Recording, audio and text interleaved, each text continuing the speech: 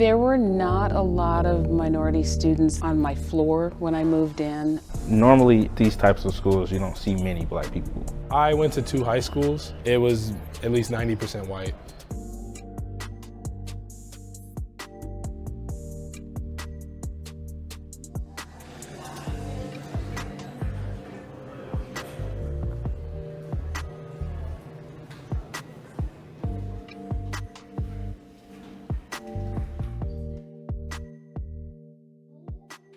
Knowing that there are some people who are not going to like you because of the way you look and because of your background, it can be a little bit uncomfortable.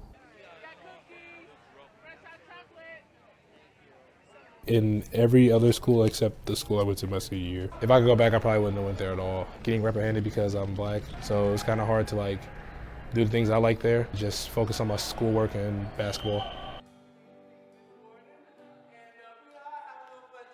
The reality of a racial ethnic change, it's a slow process. When it comes to race ethnicity, it's the difference between trying to turn directions in the speedboat versus trying to turn directions in like a battleship. If we continue to be consistent in it, little by little, we'll see the change happen.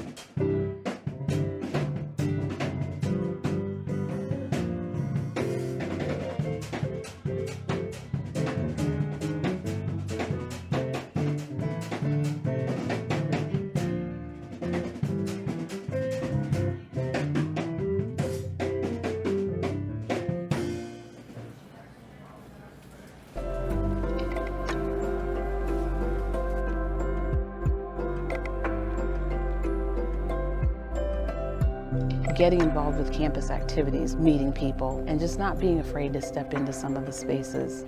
That's part of what has helped shape me into who I am.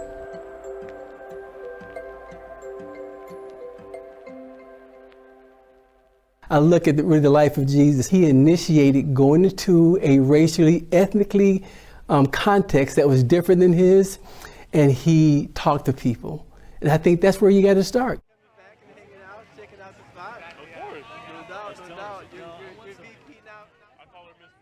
BSA is a Black Student Association.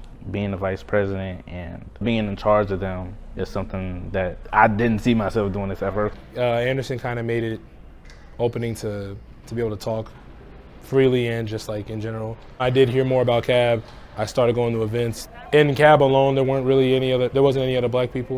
It did make me think it'd be really cool if I was a part of this. Maybe I could spice things up.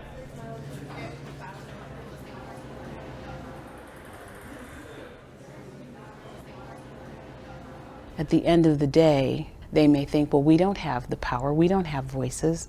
Yes, you do. Yes, you do. People will listen. Now this year we have more people of color in CAB.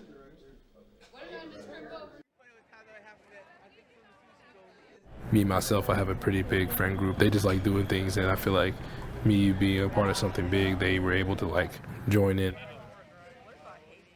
The tension, the racial, ethnic elephant in the room. Let's talk about it. If we're just avoiding it and don't talk about it, it will never get better.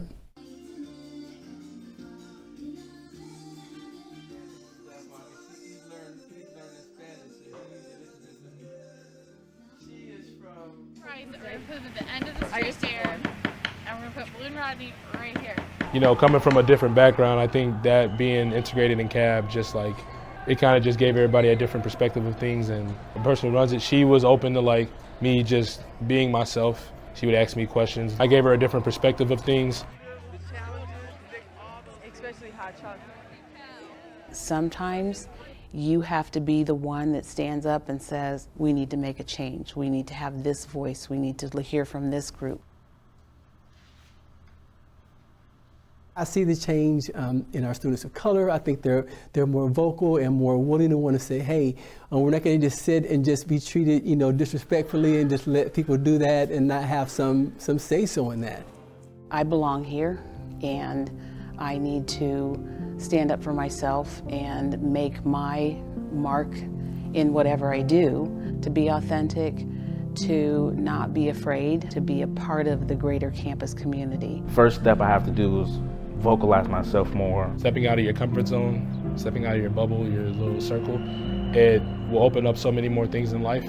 To not always have to put a mask to change who I am around other people. All it takes is just one simple talk or a conversation. Just because you meet as strangers doesn't mean you can't be friends down the line. That's what it's about.